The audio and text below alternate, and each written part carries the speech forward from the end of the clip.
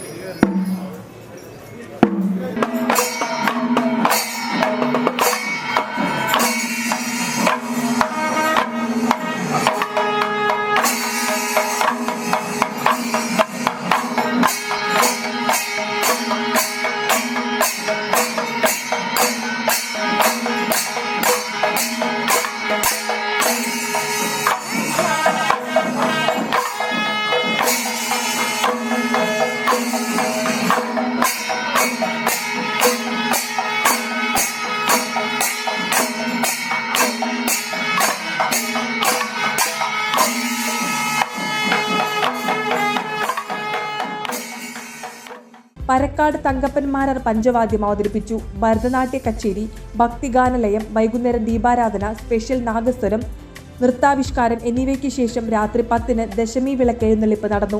ചൊവ്വാഴ്ച ഏകാദശി ആഘോഷത്തിൽ രാവിലെ 8-ന് നടക്കുന്ന ശിവേലി എഴുന്നള്ളിപ്പിൽ 15 ആനകൾ പങ്കെടുക്കും. കിഴക്കൂട്ട് അനിയന്മാരാർ പഞ്ചാരി മേളത്തിന് നേതൃത്വം നൽകും. തുടർന്ന് സ്പെഷ്യൽ നാഗസ്വര കച്ചേരി, ഓട്ടംതുള്ളൽ എന്നിവയുണ്ടാകും.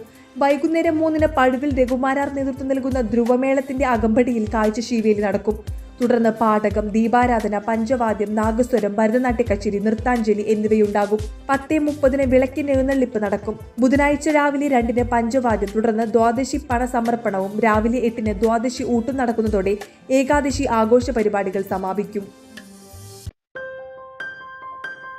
ആഘോഷവേളകളിൽ സ്വർണ്ണ തിളക്കത്തിന്റെ സ്പർശമായി മുഗൾ ജ്വല്ലറി.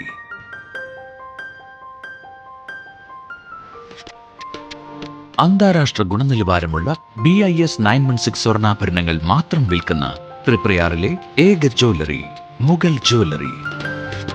ഏറ്റവും പുതിയ മോഡലുകൾ, ഏറ്റവും കൂടുതൽ സ്റ്റോക്ക്, ഏറ്റവും കുറഞ്ഞ പണിക്കൂലി. വിവാഹ പാർട്ടികൾക്ക് ഹോൾസെയിൽ വിലയിൽ സ്വർണ്ണാഭരണങ്ങൾ നൽകുന്നു. കേരള, കൽക്കട്ട, സിംഗപ്പൂർ, അറേബ്യ തുടങ്ങി ലോകോത്തര ഡിസൈനുകളുടെ വൈവിധ്യമാർന്ന സമന്വയം. സ്വർണ്ണ സൗന്ദര്യത്തിന്റെ രാജചിഹ്നം Mughal jewellery, NH17 Road, Triprayar. You're watching True Line News.